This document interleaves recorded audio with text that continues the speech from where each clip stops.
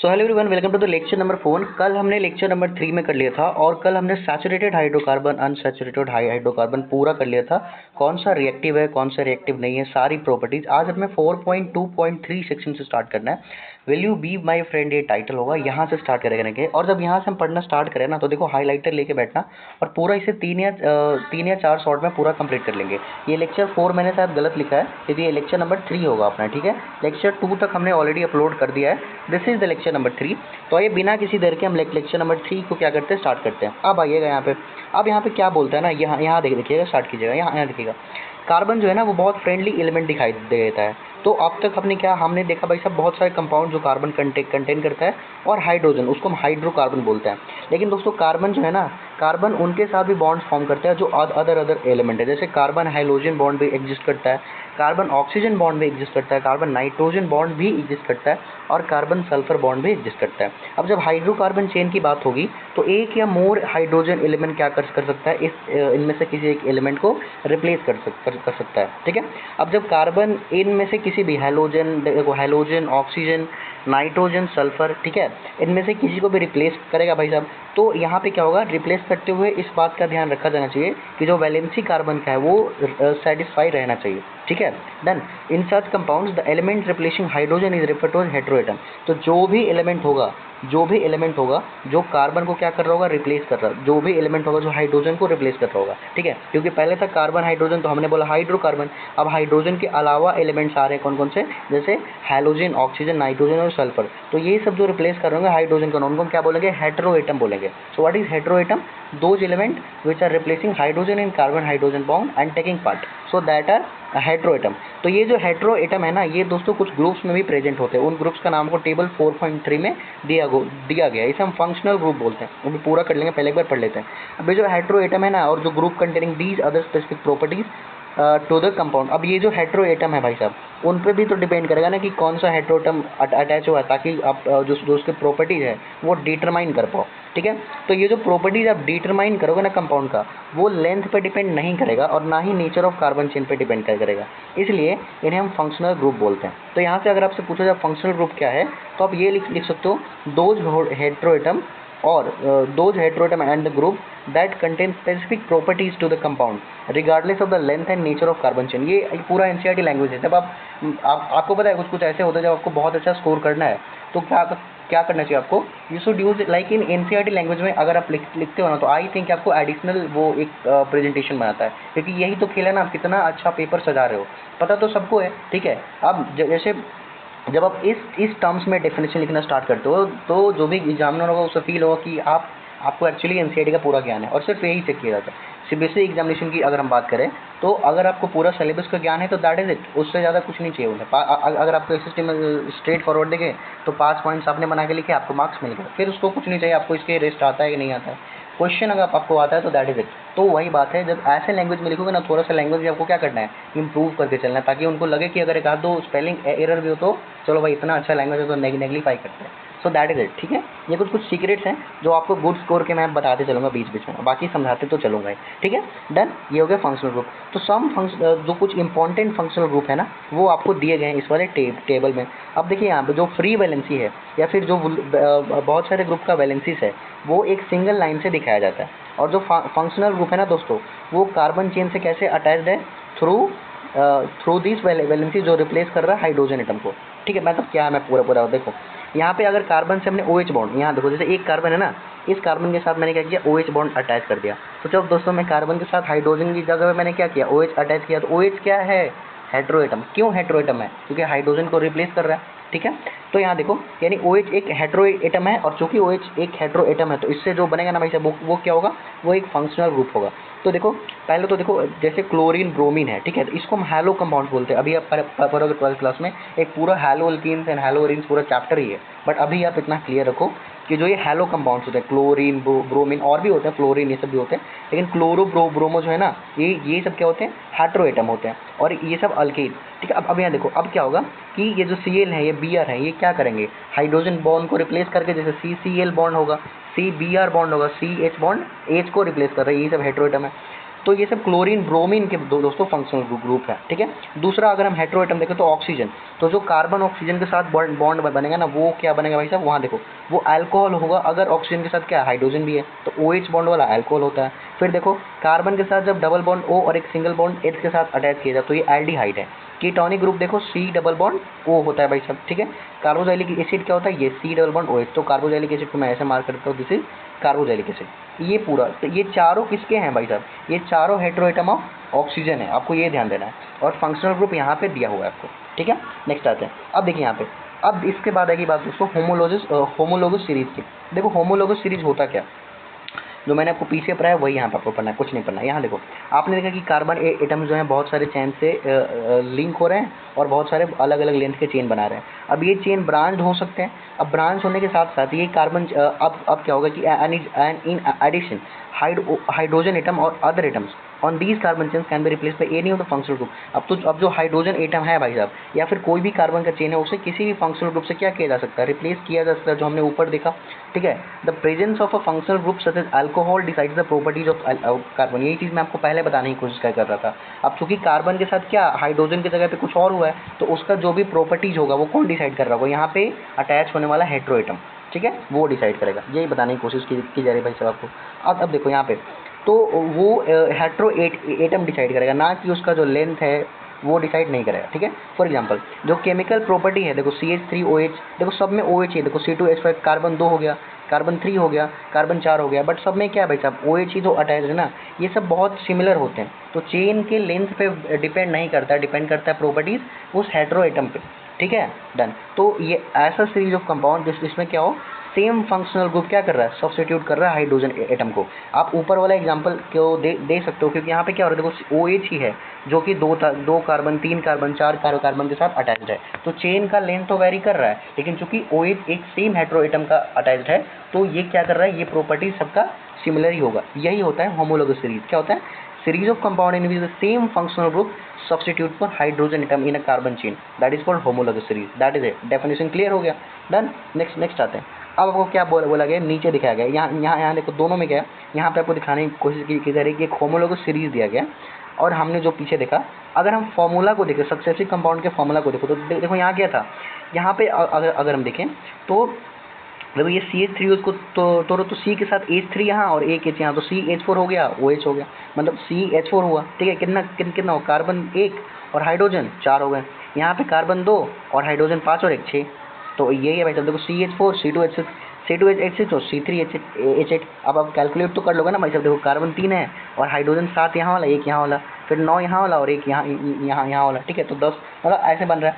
तो यहाँ पे क्या हो, CH4 C2H6 और C2H6 के जस्ट बाद क्या है, C3H8, और भी आएगा C3H8 के जस्ट बाद क्या आएगा, तो C4H10। ये किस फॉर्म का है, ये भाई साहब मैंने ऑलरेडी आपको बता रखा है, 2n+2 फॉर्म का है, यानी ये अल्केन है। तो यहाँ पे आपको क्या दिखाई दिया कि दोस्तों यहाँ पे ना जो भी है वो एक CH2 ग्रुप से वैरी कर रहा है, मतलब इसमें अगर आप CH2 ऐड कर दो तो यहाँ पहुँच जाओगे, और इसमें CH2 ऐड कर दो तो यहाँ पहुँच जाओगे।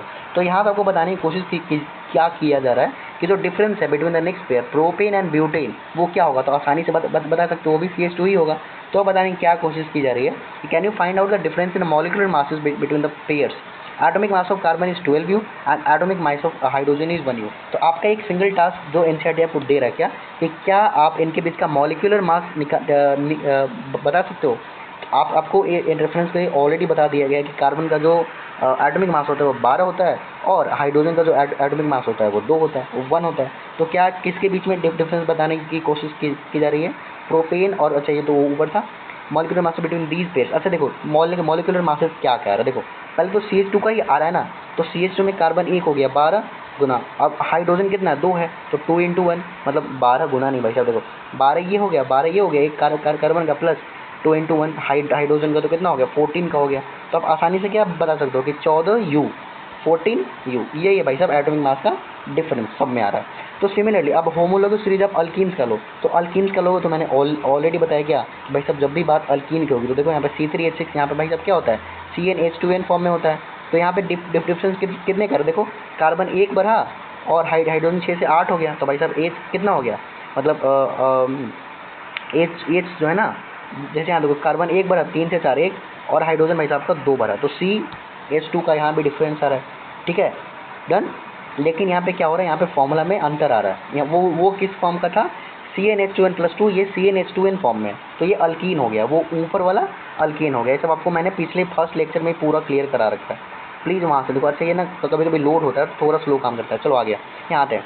अब आपने क्या देखा, आपको बताया गया कि क्या आपने कोई रिलेशन देखा CnH2n, ये सब मैंने आपको सेकेंड लेक्चर देखो उसमें मैंने पूरा बता दिया है, ठीक है। अब यहाँ आते हैं, as per molecular mass increase in any homer. अब तो क्या होता है कि होमोलोगस सीरीज में मॉलिकुलर मास क्या करता है, इंक्रीज करता है। तो अब मॉलिकुलर मास के इंक्रीज होने के, चूंकि मॉलिकुलर मास इंक्रीज कर रहा है, तो ये दोस्तों फिजिकल प्रॉपर्टीज में भी क्या लाएगा, डिफरेंस लेके आएगा। अब जिसका मॉलिकुलर मास ज़्यादा, जिसका मॉलिकुलर मास कम, इनके बीच में क्या होगा, कहीं ना कहीं फिजिकल डिफरेंस तो होगा, ठीक है। दिस इज बिकॉज जो मेल्टिंग एंड बॉइलिंग पॉइंट होगा ना दोस्तों, वो मॉलिकुलर मास के साथ इंक्रीज करता है। यही तो बात है। अब देखो कोई चीज़, भाई साहब ये कॉमन सेंस देखो, कोई चीज़ बहुत ज़्यादा मात्रा में है, कोई चीज़ बहुत कम मात्रा में है, तो उसकी मेल्टिंग बॉइलिंग पॉइंट क्या होगा भाई साहब, कम बेसी तो होगा ना, क्वांटिटी पे तो डिपेंड कर रहा होगा। तो जिसकी मॉलिकुलर मास ज़्यादा, उसका जो भी बॉइलिंग पॉइंट या मेल्टिंग पॉइंट है, ये भी दोस्तों क्या होगा, ये भी ज़्यादा होगा, ठीक है। और कुछ अदर फिजिकल प्रॉपर्टी जैसे कि सॉलिबिलिटी है, ठीक है ना, इन पर्टिकुलर सॉल्वेंट, ये भी दोस्तों सिमिलर, ये कुछ ऐसा ही अंतर दिखाता है जैसे कि मेल्टिंग पॉइंट बॉइलिंग पॉइंट भी दिखा रहा है, तो सॉलिबिलिटी का भी कुछ ऐसा ही दिखाई देगा।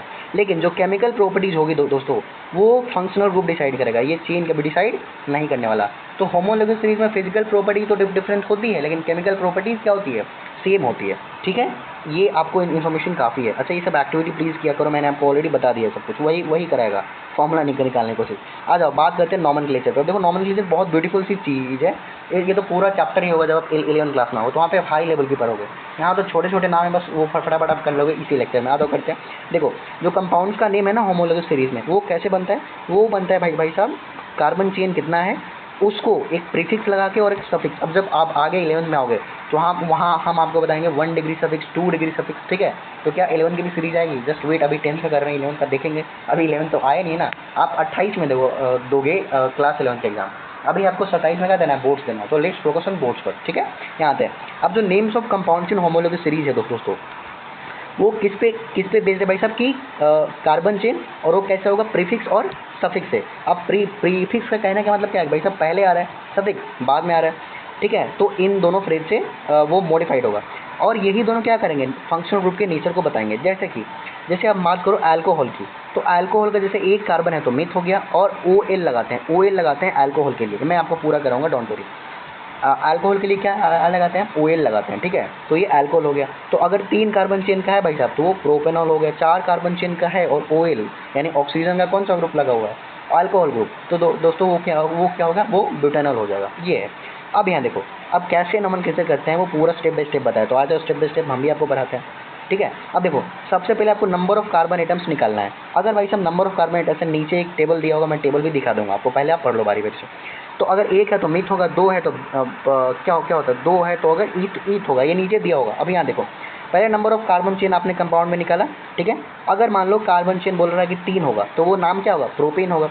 सिमिलर नेक्स्ट स्टेप क्या, पहला step number of carbon chain, दूसरा स्टेप मैं जो ये इससे करूँगा ना, ये स्टेप आपको याद करना है, सिर्फ इतना हाईलाइट करते चलना है मेरे साथ। दूसरा स्टेप क्या है, अगर कोई फंक्शनल ग्रुप प्रेजेंट हो गया,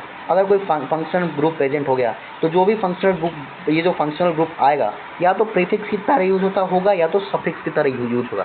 अब आपको इतना नहीं देखना है कि कौन सफिक्स है कौन प्रीफिक्स है। क्लास 10th में, जब आप क्लास 11th में आओगे तो हम आपको खुद बताएंगे कि एक प्रायोरिटी ऑर्डर होता है भाई साहब, वो सब हम 11th में बातें करेंगे। 10th में जितना हमें सिर्फ उतना पढ़ना है जिससे हमारे फुल स्कोर आ जाए। और मैं आपको वादे के साथ बोलता हूँ, NCERT line by line series अगर आपने कर ली, और इसके अलावा आपने प्रीवियस ईयर की जो सीरीज़ आएगी वो कर ली, खत्म। देखो मैं इसमें पढ़ा दूंगा सब कुछ, इससे बाहर ना तो कभी सवाल आएगा ना कभी आ सकता है, मतलब सिलेबस ही यही है भाई साहब। लेकिन क्या होता है, जैसे कुछ केस बेस्ड सवाल होते हैं। अब ऐसे जो सवाल एनालिटिकल अप्रोच से बनाए गए हैं, जब आप प्रीवियस ईयर क्वेश्चन को खुद कर लेते हो ना, तो आपके पास ऑलरेडी कॉन्फिडेंस होता है। ऐसे आप कितना भी पढ़ लो, आपके पास कॉन्फिडेंस नहीं आने वाला। तो for your confidence I promise that I will bring the previous year question series also, ठीक है। बस आपने थोड़े से जो भी होता है ना, प्यार होता है, लव एंड फीडबैक प्लीज़ बनाए रखिएगा, क्योंकि वो एक ऐसा चीज़ है ना जो मोटिवेट करता है मुझे और एक्स्ट्रा करने के लिए आपके लिए, ठीक है, डन। अब यहाँ देखो, क्यों पता है, बेसिक प्रिंसिपल सिर्फ इतना है कि आपको पढ़ने के लिए क्या मोटिवेट कर रहा है अभी 10th क्लास में, कि आपको एक अच्छा स्कोर करना है। तो मेरे पास भी तो कुछ होना चाहिए ना, that I have also to help more number of students. और वो मोर नंबर ऑफ स्टूडेंट्स तक कौन पहुंचा सकता है, आप खुद पहुंचा सकते हो, अगर आपने ये जिम्मेदारी उठा ली। तो मैंने तो जिम्मेदारी उठा ली quality content free of cost कराने की, मैं अपनी पूरी कोशिश कर रहा हूँ, ठीक है। अब छोड़ो ये सब, कभी डिस्कशन बाद में करेंगे, अभी सीधा पढ़ाई करते हैं। यहाँ देखो, अगर दोस्तों नेम ऑफ फंक्शनल ग्रुप क्या है, सफिक्स की तरह यूज़ करना हुआ तो जो if the name of functional group is to be given as a suffix and the suffix of the functional group begins with the vowel. अगर सफिक्स के जैसे मान लो कि आपने डिसाइड कर लिया कि सफिक्स के तौर पे हमें फंक्शनल ग्रुप को यूज़ करना है, और अगर जो वो सफिक्स है वो ए ई आई ओ यू के साथ बिगिन होता है, तो आपको क्या करना है, आप एक फाइनल ई को डिलीट कर दो और फिर एप्रोप्रिएट सफिक्स लगाओ। समझ में नहीं आया होगा, एग्जाम्पल दिया है यहाँ देखो। जैसे अगर 3 कार्बन चेन है, ठीक है, कीटोन ग्रुप के साथ, ठीक है, तो इसका जो नाम क्या होगा बताओ। पहले तो 3 कार्बन चेन का हो गया प्रोपेन, प्रोपेन हो गया, और कीटोन का क्या होता है 1 होता है, तो प्रोपेन और फिर से आ गया 1, तो ई ओ दोनों सामने आ गया, क्योंकि ओ किससे, हॉल से स्टार्ट हो रहा है। तो चूंकि यहाँ पे आप देख रहे हो कि जो आपका प्रोपेन है, ठीक है ना, जो आपका प्रोपेन है और जो आपका 1 है, ठीक है, प्रोपेन में ई भी होता है। अब यहाँ पे भी ई है और यहाँ पे भी एक वोवेल आ रहा है, तो अगर ये वोवेल आ रहा है तो एक ई को हम डिलीट कर देते हैं। यहाँ देखो एक ई को हमने हटा दिया तो प्रोपेनन बन गया, ये प्रोपेनन हो गया, दैट इज इट। ठीक है, ये कुछ रूल्स है। चौथा रूल्स लास्ट आई थिंक ये होगा या इसके बाद भी होगा, देख लेंगे। देखो अगर कार्बन चेन अनसैचुरेटेड है, अब बात आएगी कि अनसैचुरेटेड कौन होता है। मैंने पिछले लेक्चर में पढ़ा रखा है सैचुरेटेड सिंगल बॉन्ड वाले, अनसैचुरेटेड डबल या ट्रिपल बॉन्ड वाले।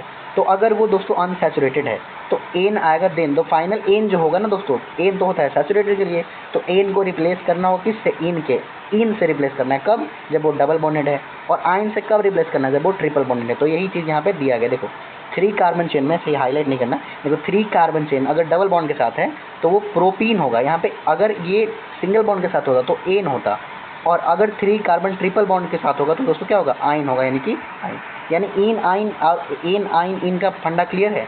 एन होता है सिंगल बॉन्ड के साथ, इन होता है डबल बॉन्ड के साथ, और आइन होता है ट्रिपल बॉन्ड के साथ। Clear, done. अब एक नाम देख के आप बता सकते हो कितने नंबर ऑफ कार्बन चेन है, वो सिंगल बॉन्डेड है क्या, पूरा बता सकते हो। अब यहाँ देखो क्लास ऑफ कंपाउंड, जब हेलो कंपाउंड की बात होगी तो फ्लोरीन क्लोरीन पीछे एग्जांपल आपको दिखाया गया था, वही बातें होंगी। यहाँ देखो जब हेलो एल्कीन की बात होगी तो प्रीफिक्स में आप क्लोरो लगाओगे या फिर ब्रोमो लगाओगे। जैसे यहाँ देखो 3 कार्बन है, बाकी सब हाइड्रोजन से, एक हाइड्रोजन किससे रिप्लेस किया, क्लोरीन से, तो सबसे पहले आएगा क्लोरो, क्लोरो आ गया। ये किसका काम आपने निपटा लिया, फंक्शनल ग्रुप का हुआ काम खत्म। अब यहाँ देखो 3 कार्बन चेन है तो प्रो, और चूंकि ये सब सिंगल बॉन्ड है इसलिए एन। सिमिलरली ये ब्रोमो यहाँ पे दिखाई दिया आपको, तो सबसे पहले लगाओगे सफिक्स में ब्रोमो। अब आपने ब्रोमो लगाया, उसके बाद क्या आएगा, अच्छा ये आपने ब्रोमो प्रीफिक्स में लगाया, मैं सफिक्स बोल दूँ तो प्लीज़ माफ़ करेंगे। पहले होता प्री का मतलब क्या है, पहले सफिक्स का मतलब क्या है बाद में, तो ब्रोमो, और फिर क्या है 3 कार्बन तो प्रो, और चूंकि सिंगल बॉन्ड तो एन। सिमिलरली जब अल्कोहल की बात करोगे दोस्तों तो ये दोस्तों सफिक्स की तरह यूज़ होता है, यानी लास्ट में यूज़ होता है, तो प्रोपेनॉल हो गया। ठीक है, डन। फिर देखो एल, ये जो एल्डिहाइड है ये भी सफिक्स की तरह यूज़ होता है। कीटोनिक ग्रुप है ओन होता है ये भाई साहब, ये भी सफिक्स की तरह यूज़ होता है, तो प्रोपेनॉन हो गया। अब यहाँ ध्यान देंगे कैसे ट्रिक याद करोगे, कौन सा किसका क्या होता है, प्रीफिक्स सफिक्स क्या होता है। देखो सिर्फ इसका होता है प्रीफिक्स, बाकी सबका सफिक्स से आप देख रहे हो। इसमें लास्ट वाला जो ओल है ना वो लगता है भाई साहब, इसमें पहले वाला एल है वही लगता है भाई साहब, और इसमें जो लास्ट वाला 1 है ना वही लगता है भाई साहब। ठीक है, 1-2 बार प्रैक्टिस करोगे पूरा याद हो जाएगा, बहुत सिंपल है। क्यों, क्योंकि जब आप 11वीं क्लास की नॉमिनिकेशन देखोगे तो खुद बोलोगे भाई 10th में पढ़ना ही क्या था। ठीक है, ऐसे डायलॉग आपको याद आएंगे। अब यहाँ पे कार्बोजाइलिक एसिड के लिए क्या है, भाई मैं ये क्या ले रहा हूँ, हाईलाइटर लेता हूँ। कार्बोजाइलिक एसिड के लिए क्या है, तो कार्बोजाइलिक के लिए आपको याद करना पड़ेगा ओइक एसिड, ओइक एसिड। ठीक है, हालांकि आप इसे भी यहाँ से निकाल सकते हो, OIC, ओइक एसिड। ठीक है, और ये भी सफिक्स की तरह यूज होगा, तो प्रोपेनोइक एसिड। अब देखो ओइक एसिड तो भाई साहब आपको सफिक्स लगाना ही लगाना है। अब प्रोप इसलिए क्योंकि 3 का कार्बन है, ठीक है, और एन इसलिए अब प्रोपेनोइक एसिड हो गया। अच्छा ठीक है, अब देखो अब कुछ लोग होंगे ना जो इसे बोलेंगे भाई साहब यहाँ तो डबल बॉन्डेड है, सिंगल बॉन्डेड तो है नहीं जी, नहीं, ये जो C डबल बॉन्ड OH है ना, ये पूरा का पूरा क्या है, ये दोस्तों पूरा का पूरा ही क्या होता है, एक क्लास ऑफ कंपाउंड है, और इसके लिए पूरा ओइक एसिड आ चुका है। अगर ये डबल बॉन्डेड इधर कहीं होता तो आप इन लगाते, यहाँ नहीं लगेगा। ठीक है, अल्कीन का बात करते हैं तो यहाँ पे इन लगाते हो। देखो अब यहाँ पे जो है ना, अब यहाँ पे आप क्या होगा, यहाँ पे आप क्या लगाते हो, प्रोपीन, क्योंकि ये कार्बन बॉन्ड किसके बीच में है, कार्बन कार्बन के बीच में है, और ये कार्बन ये पूरा क्लास ऑफ कंपाउंड ही है। देखो ये पूरा क्लास ऑफ कंपाउंड है कार्बोजेलिक एसिड, तो कार्बन कार्बन के बीच में डबल बॉन्डेड नहीं है। जब कार्बन कार्बन के बीच में डबल बॉन्ड है तभी आप इन लगाओगे, और कार्बन कार्बन के बीच में अगर ट्रिपल बॉन्ड है तभी आप आइन लगाओगे। आई होप क्लियर हो गया, क्वेश्चन आप खुद कर सकते हो भाई। ठीक है, नेक्स्ट आते हैं। अब आते हैं दोस्तों केमिकल प्रॉपर्टीज ऑफ कहाँ पे, कार्बन कंपाउंड पे। ठीक है, तो हम chemical properties of carbon compound को कर लेंगे कब, कल वाले लेक्चर में। ठीक है, तो टोटल 4 लेक्चर हमें लगाने थे, ये 3rd लेक्चर हमने कंप्लीट किया केमिकल प्रॉपर्टीज़ के लिए। प्लीज़ 4th लेक्चर पेगा, हम उसमें पूरा कंप्लीट कर लेंगे। 20 मिनट हो चुके हैं। Thank you so much, let's meet in the next video, bye and take care. और एक छोटी सी बात कि प्लीज़ लाइक और सब्सक्राइब ये सब प्लीज़ कर दिया करो यार, बोलना अच्छा नहीं लगता बट क्या करें, करना पड़ता है, क्योंकि हमारे पास भी ना कुछ होप्स होती है ना that we must reach to large section of people, जब हम मेहनत कर ही रहे तो I hope you will understand and you will definitely share this video. Thank you so much. Thank